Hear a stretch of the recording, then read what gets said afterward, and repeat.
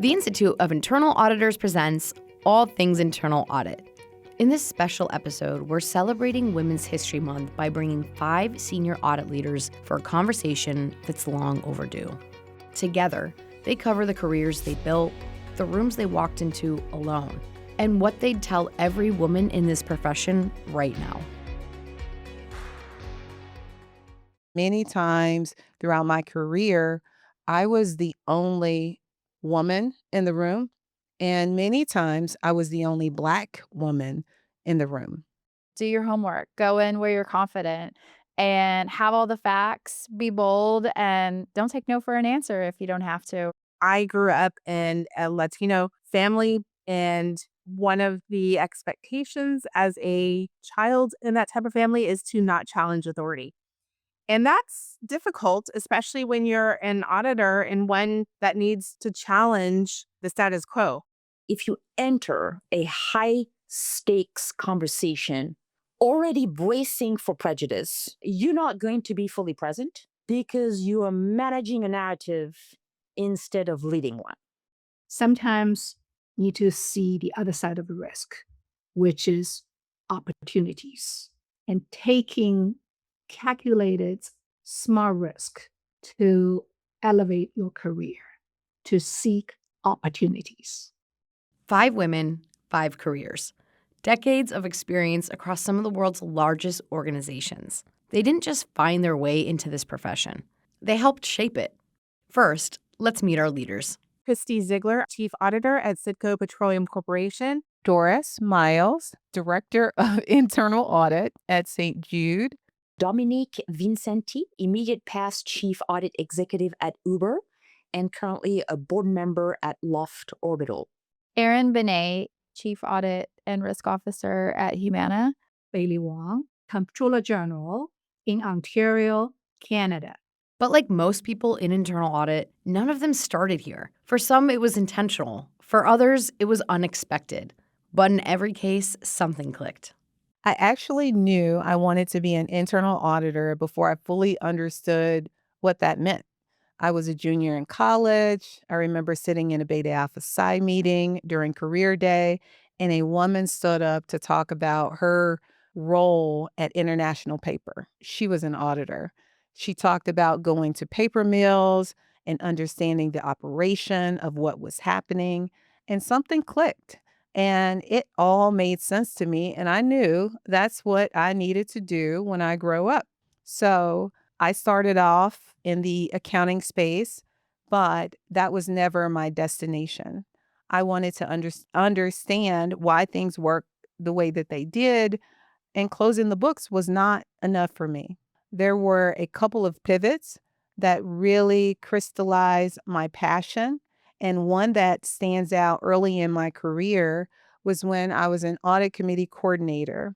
And I was in the room where all the magic happened, preparing the materials, attending meetings, doing all the grunt work. But I loved every moment of it.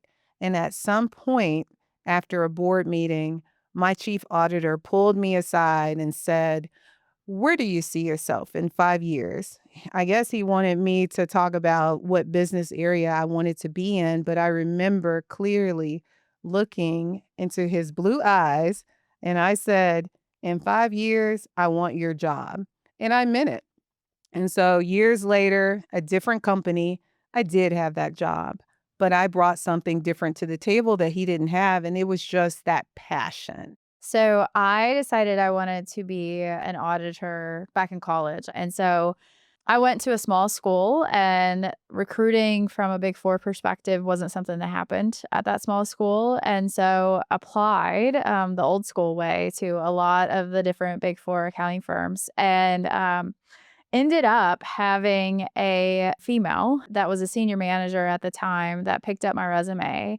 And she was also from a small town like me. And she picked up my resume, brought me in for an interview, and gave me, I was successful in getting the role. So I attribute a lot of my success to her. Along my journey, there's been a lot of different females that have helped pave the way and have taught me a lot. And so I attribute a lot of the learning to and the growth of my career to them and everything I've learned from them. And I hope to pay that back to people along the way as well. Essentially, I found internal audit out of desperation and accident, as I like to say it. I didn't see this coming. I've interviewed for an internal audit job, but honestly didn't really know what I was getting into. But I was offered the job, surprisingly, accepted the job. And about 6 months into it, that's when everything fell into place. It was like putting in the last piece of a giant puzzle. It just clicked all of a sudden, and I understood the purpose of internal audit. And it honestly felt so perfect for me that I knew right away that I was going to enjoy my job. This is not just a job anymore. It was more going to be my career and the purpose for my profession. I'm not a very conventional internal auditor, if there's a such thing. I graduated from Shanghai University, and I worked in Shanghai for a couple of years, and then I went to the US to do my MBA. And when I was in the US doing my MBA, I also become a CPA of Washington State. Then I find a job with a Fortune 500 company as an internal auditor, and then I moved to Toronto, Canada. And in Toronto, Canada, I started my internal audit career with Shoppers Drug Mart, but I'm moving to corporate finance, corporate accounting very soon. I did go back to internal audit when I start my role with Hudson's Bay Company and then move on to the Liquor Control Board of Ontario. And then I left internal audit a little bit as well. I moved to the risk side of it. I moved to the CFO side of it. And then I joined the Ontario government as its chief internal auditor. I finished college with a great education, a master in management sciences from the London School of Economics, and a master of business administration from a French business school. And I have zero idea of what I want to do. So I decide that maybe joining consulting would be a good first step, because in consulting, I'm going to apply what I've learned at school, which is management sciences, but then I'm going to navigate different missions, different industries. And my first job, I joined Arthur Andersen, which at that point has both the consulting and the auditing arm within one company. You have to remember, this is all pre-internet. I don't know. I didn't pay attention, but I happened to join the external auditing, the auditing side. And it's terrible. I hate it. Having said that, the one thing and the one chance I had during that 2-year stint with Arthur Andersen is one day to be invited to a meeting at a company where there was different members of the management on the side of the company, and then there was this guy who keeps bringing some interesting insights. He's not talking accounting, he's not talking financial reporting, is talking business and however pieces of the puzzle come to make the company successful or not successful. And I'm intrigued. This is, he's been introduced as the head of internal audit. So at the end of the meeting, I went to see him and said, hey, if you have 30 minutes, I would love to contact you again so that you can explain to me what this internal audit thing is, because I've never heard of this. And he was very gracious. We had this meeting, and at the end of it, I said, oh my God, this is my calling. This is exactly what I want to do. And the rest is history. I put my resume together. 2 months later, I had my first internal audit job with a company. Getting into the profession is one thing. Finding your voice in it, that's something else entirely. Because internal audit isn't a quiet role. You're challenging decisions, presenting to leadership, speaking up, sometimes when it would be easier not to. And for many women, that comes with an added layer. I think it's so important to come into a conversation and have confidence and showcase that confidence. Be bold. So many times as women, we kind of bring ourselves back a little bit. We use qualifiers in our messaging. So we discount ourselves sometimes in the messaging that we're taking. And it's really not how we should be. I know there's studies out there of, men coming to the table with a proposal versus women, and how women, have qualifiers in their statements and they kind of back down quicker. And so as a female leader, it's very important to, I mean, we're always in high stake conversations. And so to be knowledgeable, do your homework, go in where you're confident and have all the facts, be bold, and don't take no for an answer if you don't have to, right? Like stay true to what you're shooting for there. And generally, I think people think a lot of that. I think leadership actually sees that as, you start to build momentum by taking that approach versus continuing to back down, and you really show, your seat at the table and show your worth in that case. I grew up in a Latino family, and one of the expectations as a child in that type of family is to not challenge authority. And that's difficult, especially when you're an auditor and one that needs to challenge the status quo, right? If something is not working right or needs to be improved, or there's a broken process or control, we need to speak up about that and really challenge management, gain that confidence from the truth. At least that's what's helped me. And it comes in two ways, right? It's not only just defending the audit results that we have, that is by nature what we do. We have to defend the audit results because they're based on facts. And that makes it so much easier, right? If we didn't have the facts and we didn't know that what we're speaking is the truth, then we'd have such a hard time defending those recommendations in the audit findings, right? So as long as we're being factual, which we have to be anyway, it makes it so much easier to have that communication. I have imposter syndrome. That's a phrase that a lot of people are becoming more and more familiar with. I didn't know what that meant, but I certainly had that sense of, I can't believe I'm here. I can't believe I was picked, or I'm not ready for my first chief auditor position. I'm only an internal audit manager, which is actually what truly happened. I was an internal audit manager and I applied for a chief auditor position and I got it. It was basically two steps above what my current role was, but I applied for it. And the worst they could tell me was no. But not everyone approaches this the same way. For some, it's about preparation. For others, it's about mindset. So, the advice that I would give today is very different from what I would have given 10 years ago. I think it's worth saying that a lot of women listening are on a journey and we're all in different stages of that journey. But early in my career, I confuse being prepared with permission. I thought if I came to a meeting with all of my documentation, every point, my risk perfectly mapped, that someone would look to me and say, hey, Doris has some input. She has a voice on this. But that moment didn't come. Specifically, I remember being in an audit committee meeting and I was thinking that I've done a lot of work. My work should speak for itself, but I wasn't always invited into deeper conversations. But here's my takeaway for that. If you're invited to a table, if it's an audit committee, if it's C-suite presentations, if it's a high stake conversation, you have a perspective that matters. And many times throughout my career, I was the only woman in the room. And many times I was the only Black woman in the room.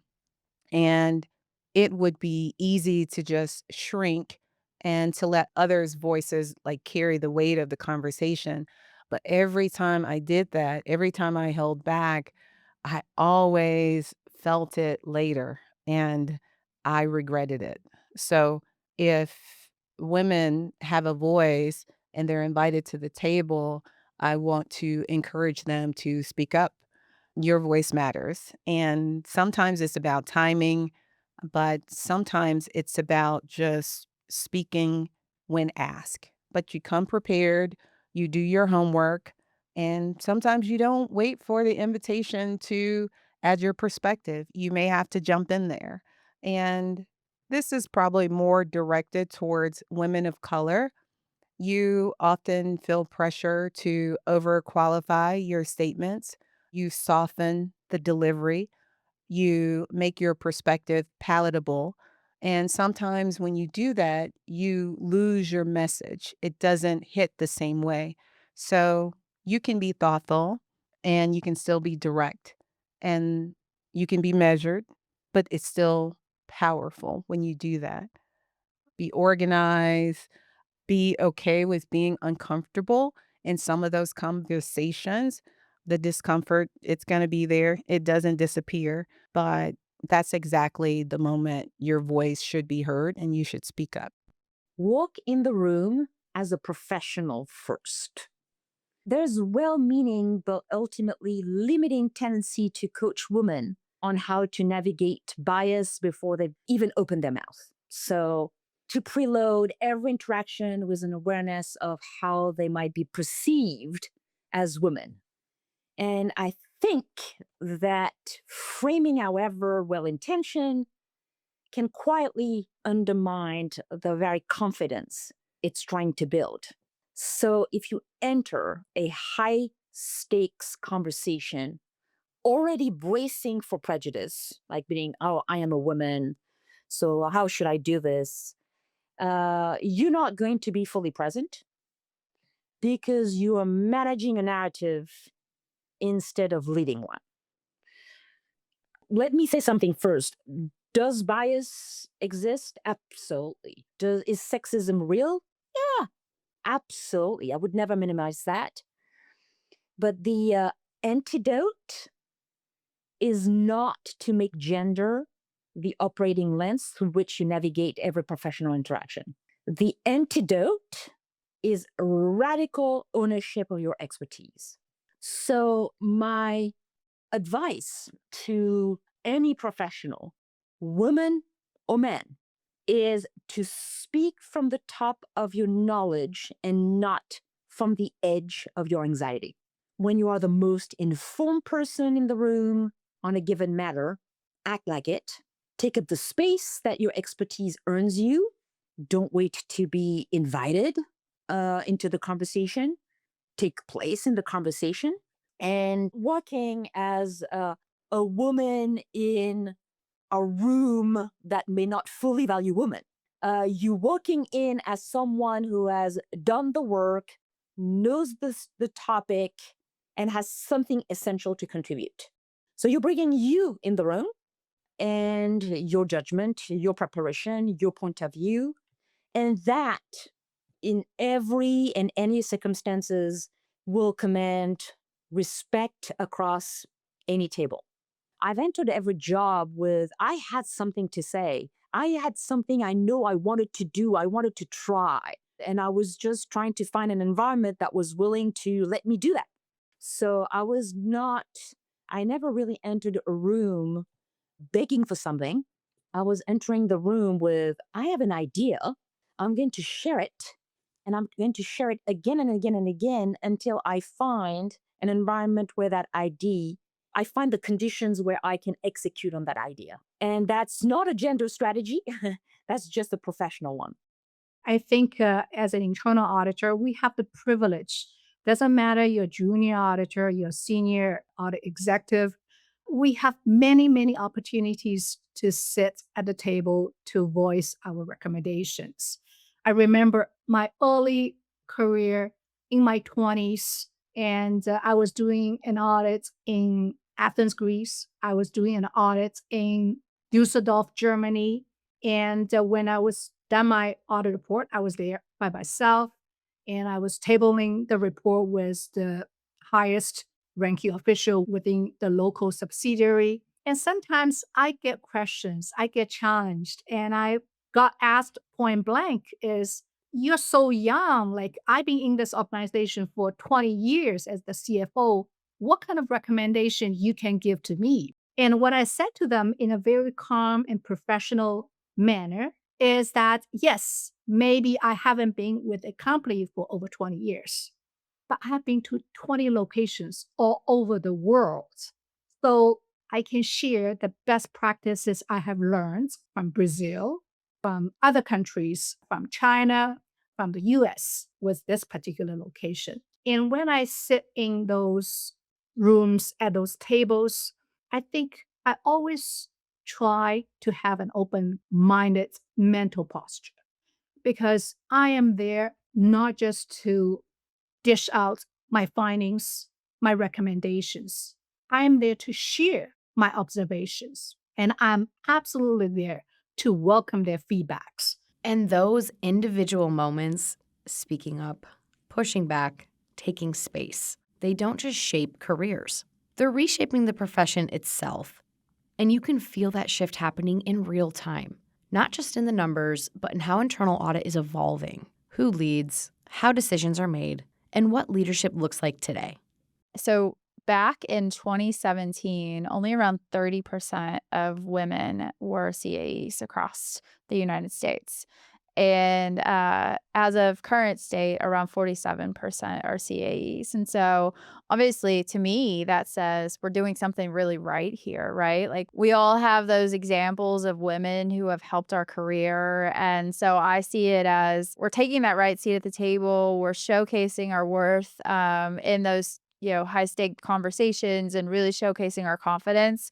But we're doing that in a way that allows us to be seen and be given the opportunity to continue to advance our careers.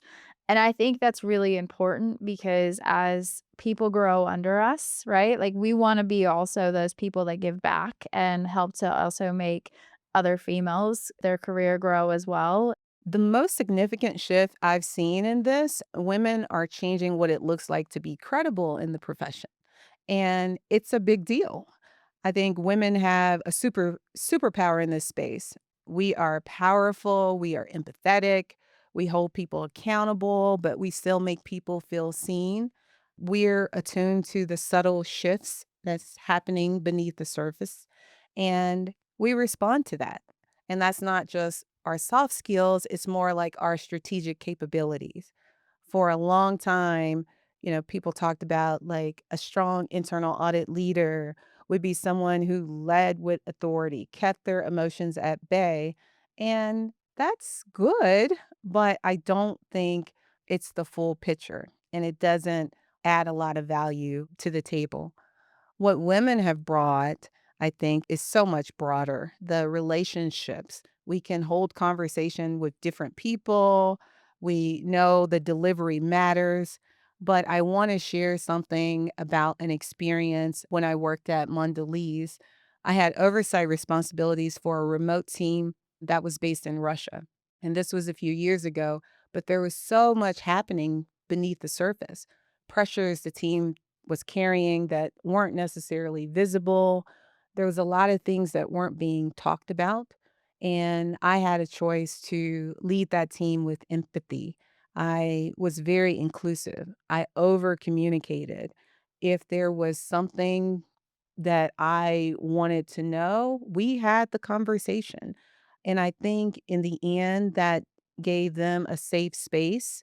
They knew I wasn't tippy toeing around the situations that were happening in their country, but I was leading with empathy. And I think that took a lot of courage, but I know the team felt it. I saw it, tenfold in how they delivered. So I think those are just little ways that women, we change the culture. It's just being present and being empathetic. And you just build on that. And it's not just one event or one thing that happens. It is every day, every conversation, every person. So it's all important. I think as women, as we continue to elevate into leadership roles, we're reshaping the culture of internal audit. I think a lot of times is seeing as believing. When I was a young auditors, majority of the chief internal auditors or chief audit executives I have met, they're men, they're male. And I think it is important and it's absolutely a delight to see more women in leadership, in internal audits, and help the younger generation to see where their future can be and probably even beyond what we can achieve. And I think as we see more women in the leadership, we realize we are not just technicians. By the way, I have been called that. We're not just technicians, we're leaders, we're executives, We are there to help the organization to design and deliver on their strategies, on their mandates. My experience might be different and unique, but there's been a lot of women in internal audit throughout my career and my life. And so along the way, there was a lot of space made for women in internal audit where they could excel, take leadership role, and grow because they tend to have a lot of the qualities that you need in internal audit. It's you need both a left and right brain. Usually, I said this is a profession that is powered by technology but led by empathy. It's a profession where you need fundamentally to understand that you're going to work with people, for people, through people. But to be effective, and you will have to use a lot of tools, technologies, and complex methodologies. And women are just fantastic at that. Both those things. I mean, not all women, but I would say fundamentally, the seeds are there. And if they are nurtured the right way through your education and experience, you're going to be great at it. Are there progress to be made? For sure. And while there's real progress, more visibility, more leadership, more voices at the table, it doesn't mean the work is done. Because even in a profession where women have long played a role, there are still gaps, still opportunities, still room to grow. 47% of CAEs are women. And if you look below that, there's still a lot of growth at the director level or below for women to get into those higher level roles in organizations. But also, there's a lot of studies out, whether internal audit or otherwise, there's still a pay equity gap between women and men. And I think sometimes that does come back to women not coming to the table as confident as men and not being as bold. And so a man generally is going to always ask. They're going to come to the table and they're going to ask if they're upset about their pay or whatever the case. Whereas, females may not always do that and they might not take that same approach or be as bold to support their careers. Where there's still work to do is having those female audit leaders with a seat at the table, the proverbial seat at the table, right? I think there are female leaders that maybe they're the heads of the internal audit function, but they're still just an employee, right? They don't necessarily have the voice that they need to have within their companies. They're still effectively doing their jobs. They're doing all the things they need to do, but having that seat at the table where their voice is actually listened to by other people at that proverbial table, the other company leaders are listening to that female audit leader without any prejudice or judgment. That's where I think we need to have more progress and where we still have work to do. Something has shifted, but the ceiling is still real.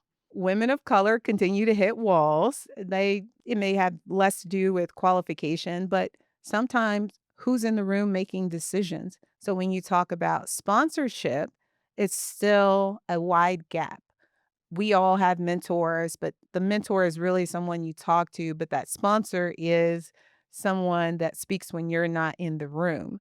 And that distinction matters because for many women navigating their careers, it's not just about having guidance. It's about having someone who advocates for you, especially in the rooms you're not in.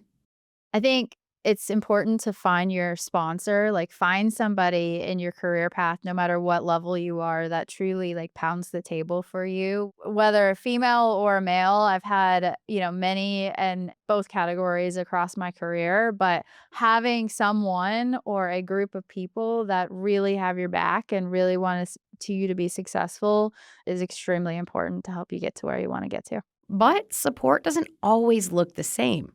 Sometimes it's advocacy, and sometimes it's access. So early on in my career at Deloitte, I had the opportunity to participate in a lot of different audit committee meetings and see messages being delivered and understand that, executive presence that it took to deliver those.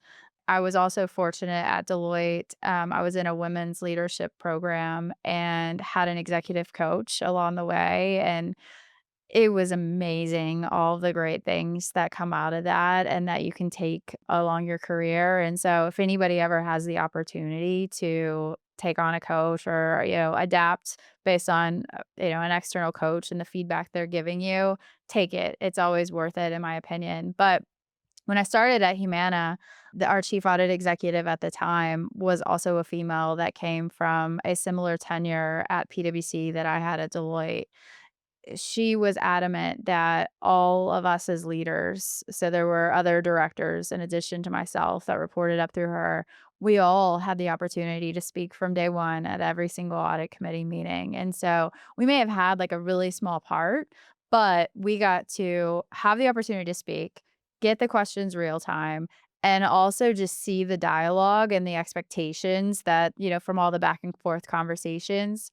And when I fast forward to when the CAE role was open, I credit a lot of how I was able to get the role to having that opportunity that was presented at day one to be able to present to the committee and having that over the course of my career. And those opportunities don't always happen by chance. Sometimes you have to ask for them. Reach out, build up your own network. And when you in a professional event, you heard from a speaker and you want to have a follow-up coffee with him or her, say it. The worst scenario is he or she said, no, I'm busy or can't. But ask. You will be surprised how many times people will say yes. And as a mentor for many times, I can honestly tell you that I learned just as much from my mentees, and I hope my mentees have learned from me. So take that courageous step and ask to build those relationships. But even that mentorship, sponsorship, guidance, it's not always straightforward. Because sometimes the most important lessons come from the advice you chose not to take.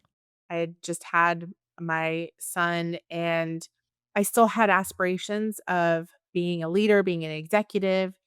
So in a room of a couple hundred women, I raised my hand. I asked a question into the microphone of how, as a female executive, do I balance my aspirations to be a leader, to advance my career, and also be a mom? How do I do that? And when I asked that question, again, in front of a couple of hundred other women, the female executive that answered my question said, you can't. You have to choose one or the other. And that was so defeating in that moment. Of course, I was almost embarrassed in a way that I even asked that question because I was being shot down in front of everybody. That to say that my very next role as a professional was the head of internal audit. And so at the time that I asked my question, I was a manager in internal audit, had a director above me and a VP above him. But then my very next role in my career was the head of audit. And I was still a mom to a young child. So I reflected back to that moment where I asked the question and realized she didn't know what she was talking about. Here I am. I've answered my own question. Here I am, a standing testament to the fact that you don't have to give up one or the other. You can be both. And I was really fortunate to have found that position to work for a company and a boss. Here I am as a testament that I can do both and other people can do both. That it's not about sacrificing one or the other. And maybe that sacrifice happens, but it's very temporary. It's not permanent. And we'll end where we began, with 3 thoughts that between them say just about everything. Make sure you fuel by your passion. So do you know what your passion is and where your passion is? Because by experience, it helps a lot. And you getting to where you want to be way, way, way faster because your decisions are purposeful. I would like to encourage each and every internal auditors to think about the other side of the risk. I don't know if you have heard a Chinese word called 危机. 危机 means crisis, but 危机 is actually made of 2 characters, 危 and 机. 危 actually means danger, and 机 means opportunities. So that's 5,000 years of ancient cultural history. The Chinese wisdom is when they see danger, they also see opportunities. And the same with us when we're helping the organization risk management, when we are managing the risk within our career as well. Sometimes you need to see the other side of the risk, which is opportunities, and taking calculated, smart risk to elevate your career. I want to say to every woman listening, whether you're 2 years in or 20 years, the work that you do, it matters and it goes far beyond your audit reports, your audit findings, or the job done well. But what you do is so important. And sometimes we have to just own the space that we're in and we have to get out of our own way. But don't let anyone, including yourself, dim your light, make you feel small in a profession that you've earned. You've worked hard, you're at the table, so own it. And for anyone who has ever been the only in a room, I see you, keep going. We're all rooting for you. That was Women in Internal Audit, closing out Women's History Month with Doris Myles, Erin Banet, Chrysti Ziegler, Dominique Vincenti, and Beili Wong. For more perspectives from women across the profession, check out the April issue of Internal Auditor magazine in the article Leading the Way. You can find links to both the magazine and the article in our show notes. If you like this podcast, please subscribe and rate us. You can subscribe wherever you get your podcasts. You can also catch other episodes on YouTube or at theiia.org. That's THEIIA.org.